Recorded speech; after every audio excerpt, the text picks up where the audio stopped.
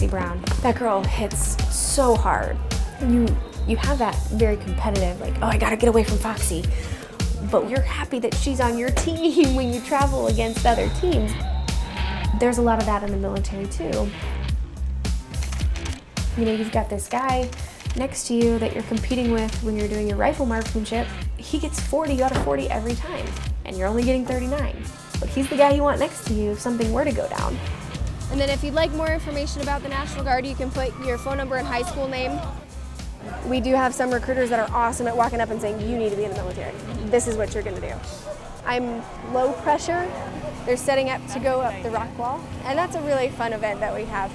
And what is this? Can you tell us what This we're doing here? is the KU Relay, and it's got high schools from all over Kansas and Missouri.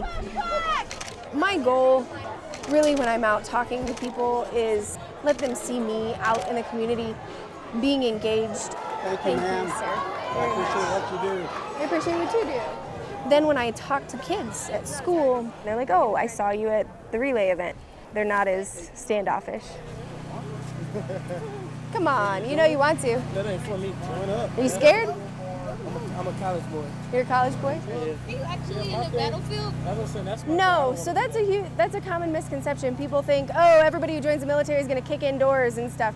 But really, when you join, you do your job. So when I deployed, I was supply, which means I really dealt with equipment.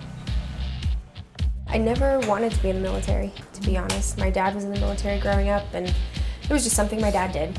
You know, his combat boots were always by the door. I'd stub my toes on them, and that was really it. And then when I turned 17, my enlistment packet was done. I was like, you know what? What's this all about? Well, we have 6 kids, and we're not going to pay for your college, so you've got to figure out what you're going to do. So, oh, well, dang. What am I going to do? Say hello. Hey. So, I joined the Guard when I was 17.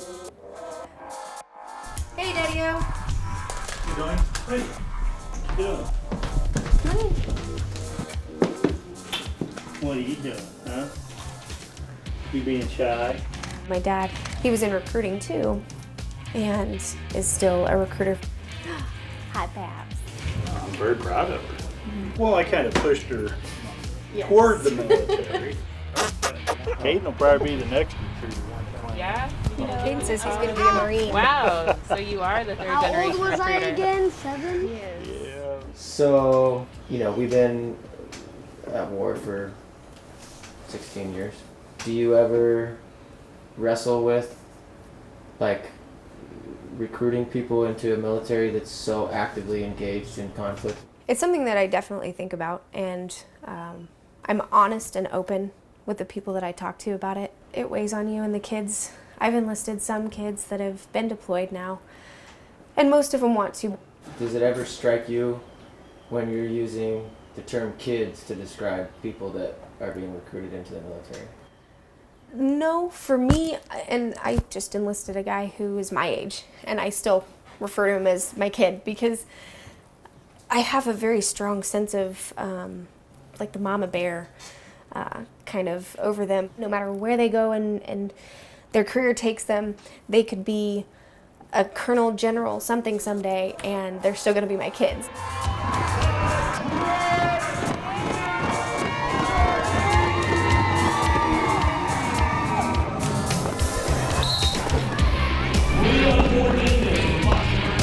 When I came back from being deployed, There was just something missing.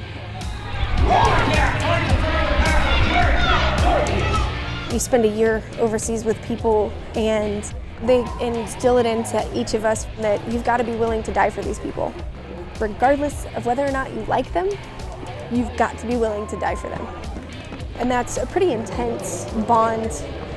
So when you come into the civilian world and you're trying to find friendships, nothing is that fulfilling until you find something like roller derby. I'm gonna have kill shot go in next. Are you ready? You can be a misfit, you can be the most proper person on earth. We're together as one team. Hey, this might be the last chance. there's a lot of that in the military too, because it brings people from many different walks of life together. Good job. Great job. And I am so proud of you all. And we put your own personal needs and desires aside for the benefit of the team. She's awesome. She's my go-to person. If I need something, I'll call her in a second. Have you been this close to someone in the military before? And No, not at all. You can do it! Every time I have someone enlist, I stay and watch them swear in and take the oath, and that's a pretty powerful thing. You're really proud of the decision that the person made, and you think back to when you made the decision. There's something that it fulfills in me that I can't find anywhere else.